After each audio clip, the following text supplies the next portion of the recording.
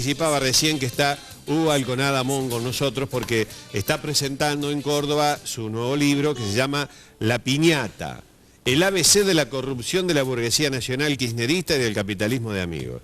Yo no leí el libro, solamente leí un poquitito aquí la contratapa y está inspirado el nombre en lo que ocurrió en Nicaragua, ¿no? Bueno, ¿cómo te va? Buenos días, Hugo. El gusto de saludarte. Muchísimas gracias por la invitación. No, por favor. Buen día.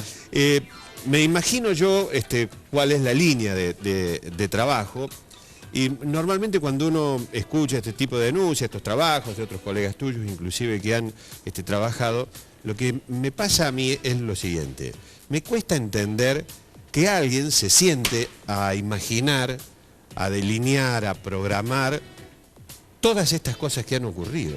Es como, me parece que debe haber un super cerebro, claro, una película, para poder imaginar todas las cosas que supongo vos contás acá, porque hablas de prácticamente 12 años. En efecto.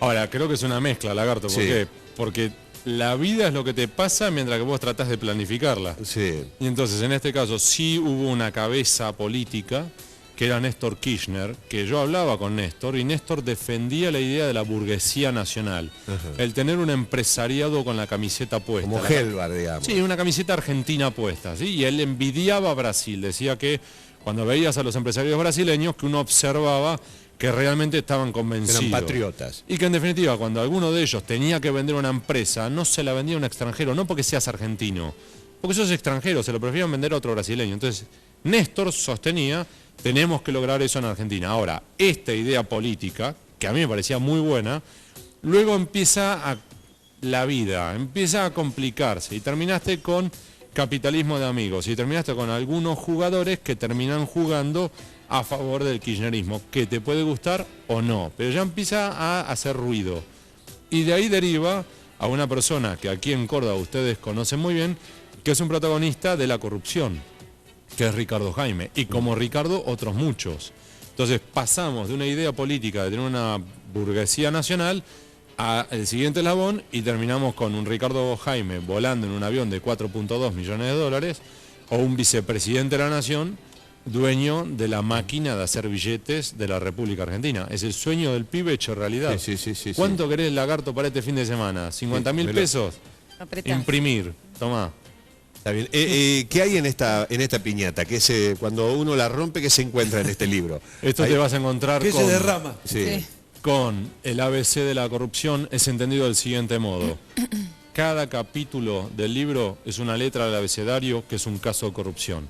A, Aerolíneas; B, Baez; C, Chicone; D, Devido; E, Echegaray; F, Felisa Micheli, y todo lo demás. Ahora, ¿qué es interesante? ¿Te alcanzaron todas las letras o te faltó alguna? Me sobraron casos. Por Y eso, de hecho, te una de faltaron las- letras. Te faltaron letras, claro. Entonces, uno de los ejes que tuvimos con mis colaboradores, dos maravillosos periodistas que son Maya Jastreblansky e Iván Ruiz, era qué dejábamos afuera. ¿Por qué? Porque al mismo tiempo lo que se empezó a observar es: cada caso lo podés tomar por separado. Y Podés está hacer un fenómeno. libro, digamos. Sí, de hecho, por ejemplo, la letra C, Chicone, yo ya tenía un libro escrito al respecto. Solo el capítulo S, la letra C, tiene 285 fuentes. Solo ese. Ahora, vos podés tomarlos por separado. Ahora, también podés empezar a observar cómo hay conectores. Es decir, hay jugadores y prácticas que se repiten y que te empiezan a mostrar que hay algo por debajo de la superficie, que muestran que hay un entramado, que hay un sistema, Lagarto. Entonces, ahí se empieza a observar, por ejemplo, un personaje poco conocido, un contador que se llama Andrés Galera. Al televidente no le dice nada. Ahora, ese señor, Andrés Galera, es, por ejemplo, una persona que se presenta y desembarca en Racing, y él mismo dice que compra jugadores para Racing Club en nombre de Néstor Kirchner. Ese mismo señor, Lo compró Andrés Galera, Luguercio, por ejemplo. Luguercio. Entonces, ese mismo señor va a Tucumán y pide sobornos, esto lo denuncian los empresarios tucumanos, pide sobornos para autorizar y destrabar contratos de obra pública de Julio Devido. Y ese mismo señor aparece a su vez en el caso Skanska, que le allanan el domicilio y el estudio contable, más lo indagan y lo procesan. Entonces vos tenés un mismo jugador en 3 casos distintos. Ahora, Hugo, de todos esos casos de la A a la Z que vos presentás en este libro, ¿cuántos de ellos quedan en la investigación periodística y cuántos están siendo investigados por la justicia? Ese es un muy buen punto. ¿Por qué? Porque la inmensa mayoría de estos casos, corrijo, todos terminaron en la justicia. De hecho, algunos, como el vicepresidente Amado Boudou, está ahora doblemente procesado y a punto de ir al juicio oral. Ricardo Jaime ya está en juicio oral. Hay otros que, por ejemplo, Felisa Micheli, que ya ha sido condenada. Romina Piccolotti está al borde del juicio oral.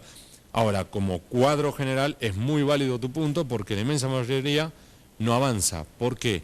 Y este es un punto que es justamente lo que está por debajo del caso puntual, es un sistema.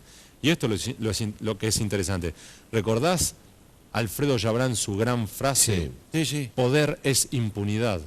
Entonces esto excede al kirchnerismo y aquí el desafío es si vamos a cambiar de nombres ahora con las elecciones de octubre y nada más que los nombres y vamos a repetir las prácticas. Es decir, si con el próximo presidente sea amarillo, naranja, sigue el mismo azul, sistema. Claro, entonces, ¿por qué digo esto? Porque hay un muy buen estudio que hicieron 2 ONGs que se llaman CIPSE y ASIG y una oficina pública, es decir, el propio Estado. Ministerio Público Fiscal, la Procuración General de la República participó en este estudio. Lagarto, hicieron un análisis de los 750 casos de corrupción más importantes de un cuarto de siglo, 25 años. 750 casos, 13.000 millones de dólares en desfalco. 13.000. 13.000 millones. ¿Sabes cuántos de esos 750 casos que abarca 25 años? Es decir, Sí, sí. Alfonsín, Menem, De la Rúa, Duhalde, Kirchner 1. Es decir, esto excede un gobierno. De esos 750 casos, solo el 3% de los casos registraron una condena. Es nada más. Nada. ¿Tenés la sensación, Nada. como Nada. muchos, de que todo este tipo de investigaciones, la tuya, la de la Nata, por ejemplo, hacen mella definitivamente en la gente? ¿Tienen alguna incidencia? Yo creo que es una situación un poco extraña. Yo creo que es un ida y vuelta, depende de cada caso. Hay personajes que llegan más que otros, y esto yo lo observo. Cuando yo hago una explicación de, por ejemplo, una operatoria de lavado de X empresario a través de Curazao que trae 254 millones de pesos y tengo las transferencias bancarias, incluso el lector yo me doy cuenta que empieza a costarle, porque incluso hasta mis editores muchas veces me dicen, pará, Hugo, explícamelo de nuevo. Claro, es complicado, Porque- una sí, trama complicada. Y por el contrario hay otros personajes o hay historias que entran de lleno. La bolsa de dinero en el baño de Felisa Micheli Claro. es inexplicable. Sí, Entonces eso llega. Ahora, Está bien, pero el Y caso, eso por eran 60.000, 70.000. Sí, ¿no? era Era un ahora- vuelto, era un claro, vuelto. Era un vuelto. pero es un ida y vuelta. ¿Y por qué digo esto? Porque hay situaciones en las cuales quizá la justicia no avanza, pero a la sociedad le llega y lo entiende. Claro, por el Amado caso de Boudou. Aníbal Fernández, por ejemplo. Pero Amado Boudou, Sí, Amado Amado Boudou. Boudou era el hombre, recordemos que en el año 2011 las 3 personas, las 3 figuras públicas con mejor imagen positiva en este país eran la presidenta, Boudou y Scioli. Hoy Boudou todavía no está condenado, pero tiene doble procesamiento y no puede caminar por la calle. De hecho, una de las cosas que a él le duele es que en este momento el Consejo Deliberante de Mar del Plata está discutiendo si jurídicamente se puede revocar la ciudadanía ilustre. Entonces, Opa. no hay O sea, hay una impacto condena jurídico, social, claro. Una condena pero hay un social, impacto claro. social. Hugo, detrás de todo esto, ¿estaba Kirchner? ¿Kirchner sabía, estaba enterado o los muchachos hacían sus travesuras sin notificarle al jefe? Bueno, acabas de dar el punto de por qué se llama la piñata. Ajá. Y en 30 segundos es, la piñata es cuando en Nicaragua Daniel Ortega convoca a elecciones creyendo que las va a ganar Sí. en un paseo, pierde por sorpresa frente a Violeta Chamorro. Organiza lo que desde entonces se llama la piñata. ¿Qué significó? Se repartieron, estos son cálculos oficiales de la Procuración General de la República Nicaragüense, 1.300 millones de dólares. El PBI en ese momento de Nicaragua era de 1.013 millones de dólares. Se repartieron más que todo el PBI de todo un país de todo un año. Ahora, la idea no era llevárselo al bolsillo, la idea era ser parte del poder permanente. Entonces, se lo repartieron entre varios y uno compraba estaciones de servicio, el otro campos, el otro medio de comunicación, el otro cadena de restaurantes. ¿Cuál era la idea, Lagarto? Si vamos a tener que salir del gobierno y vamos a tener que caminar en el desierto durante vete a saber cuántos años, Estamos asegurados.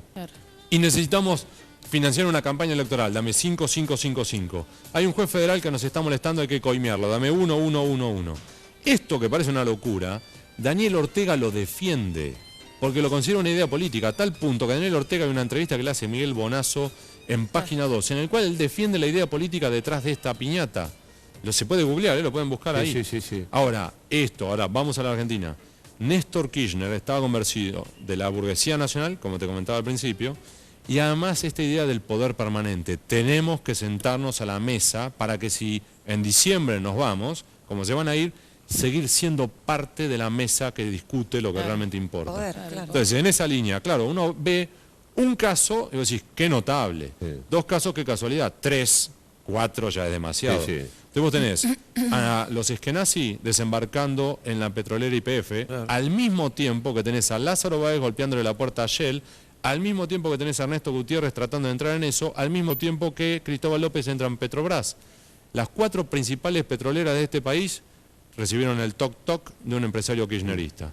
Y lo mismo con los medios de comunicación y lo mismo con muchas otras partes. Ahora, ¿Qué diferencia hay, hubo entre Néstor y Cristina, según Un mar de diferencia. la investigación? ¿Dónde te llevo? ¿Cuál es la principal diferencia entre el expresidente y la actual? Es un mar de diferencia. Y todos los operadores y todos los jugadores que hablaron conmigo, porque en esta historia, por ejemplo, el que intermedió entre los Eskenazi y Néstor para el desembarco de los Eskenazi en YPF habló conmigo. El hombre que aborda a Ollarvide para cerrar la causa por el enriquecimiento ilícito de los Kirchner habló conmigo. Además, esto es lo que es interesante. Ellos hablan, quieren hablar, porque es una cuestión, está como decir, me vanaglorio y quiero contarla. Y todos te hablan que hay un antes y un después del 27 de octubre de 2010, el día que se murió Néstor. ¿Por qué? Porque Néstor tenía esta idea. Era la cabeza ideológica, ¿no? Exactamente. Y en cambio Cristina es una cuestión diciendo, yo no quiero saber qué hicieron, conmigo no jueguen. Y hace otra historia. Entonces, lo que también observás es a partir de esa fecha, cómo hay algunas políticas o ideas que empiezan a bajar, otras ideas que empiezan a subir, e incluso jugadores que caen en desgracia o ascienden. Entonces, por ejemplo, Rudy Ulloa era un hombre de Néstor, que con Cristina empieza a bajar. O por el contrario. El chofer de Néstor. De hecho, una historia, Claro, la letra U. Ulloa era el chofer de Néstor. La letra U es de Ulloa. Ulloa. Claro. Ulloa empieza, para decir una idea a los televidentes, él vendía sándwiches de miga con un canasto por los distintos ministerios de Santa Cruz. Claro. Y pasa de vender sándwiches de miga como vendedor ambulante, que es un oficio digno como cualquier otro, a tratar de comprar Telefe por 350 millones de dólares. Claro. Y los españoles de Telefe le dicen, momentito, está todo bien, vamos eventualmente a discutir esta negociación, pero los fondos de dónde salen. Y ahí se terminó la discusión. Ahora, vuelvo a la diferencia entre Cristina y Néstor. Néstor tenía clara esta idea del poder permanente. Cristina, por el contrario, cree en algunas ideas y no cree en otras. Entonces Cristina realmente está en esta dinámica de mi patrimonio ya está declarado por la justicia que está blanco, no molesten conmigo. Luego que tenga que lidiar con algunas cuestiones heredadas del presidente Kirchner es otra historia, Lázaro Báez y los hoteles. Eso es una idea de Néstor que hereda a Cristina y hoy Cristina tiene que lidiar con las consecuencias de... Le explotaron esas bombas. Claro, pero después tenés algunos jugadores como Carlos Zanini. Carlos Zanini, que es de aquí de Córdoba, Néstor lo consideraba y lo respetaba, pero en un rol técnico, jurídico. Entonces, por ejemplo, a Néstor, yo lo he visto, a Néstor reírse a carcajadas con el Chino, diciéndole, Chino, tal tema, y Chino Zanini repitiéndole de memoria fallos de la Corte Suprema de Justicia de los Estados Unidos. Entonces Néstor lo miraba diciendo, no es necesario tanto, Chino, afloja. Pero lo tenía ese rol técnico y cuando por el contrario Zanini quería hacer un comentario político, decía, un momentito, ese rol es mío, no el tuyo. Muerto Néstor, Cristina sí lo sube a la mesa política al Chino, y entonces el Chino empieza a da ese valor. Entonces hay un readecuamiento de piezas. No es un libro antikirchnerista. No, porque además esta idea es, a ver, para que quede claro y además me alegra que lo hayas planteado. Yo realmente creo que Néstor, los primeros 2 años de Néstor Kirchner fueron los mejores del retorno a la democracia, junto con los primeros 3 de Alfonsín. Yo me llevaba muy bien con Néstor, yo me reunía, de hecho, bueno, la única entrevista que le concedió al Diario de la Nación me la dio a mí. Ahora, una cosa no tiene nada que ver con la otra, es, yo puedo estar de acuerdo con algunas ideas kirchneristas, y de hecho en el prólogo hasta menciono muchas, la renovación de la Corte Suprema, la asignación universal por hijo, el matrimonio igualitario, y muchas otras más, o sea, es una larguísima lista. Pero una cosa es reconocer el lado A del kirchnerismo, y otra cosa es... Justamente el lado B. Los mejores años coinciden con la ida de Labaña también, ¿no? Es que hay muchos ejes. De hecho, uno de los aspectos Coincide salientes... hasta que se fue Labaña, mejor dicho. De hecho, ¿por qué se van a Labaña? Del mismo modo de por qué se va en su momento Sergio Acevedo de la provincia de Santa Cruz. ¿Por qué? Porque llegó la orden directa de Casa Rosada, esos contratos se los das a él. Y ese él era Lázaro Báez. Claro. Hugo, muchísimas gracias. La verdad que apasionante. invita a leer, lo vamos a leer. Hay que leerlo. Seguramente. Si te tenemos un rato más, nadie va a comprar el libro. No. Bueno, No, muy bueno. bueno, muchísimas gracias. Gracias. Hoy lo Gracias por presentas la acá en invitación. Córdoba, ¿no? Perfecto. En la Bolsa de Comercio. En la Bolsa de Comercio. Bueno, muchas gracias, muy gentil y que sea con mucha suerte. Muchas gracias por la Ha sido un invitación. gusto aquí.